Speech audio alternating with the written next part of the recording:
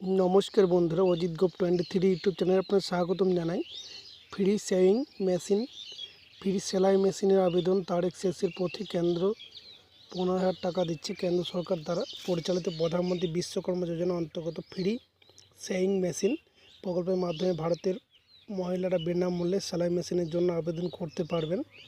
সরকার সর্বদাই মহিলাদের আর্থিকভাবে সুরক্ষিত করার জন্য বিভিন্ন রকম পরিকল্পনা নিয়ে আসে, তেমনই একটি পরিকল্পনা হল ফ্রি সেভিং মেশিন প্রকল্প।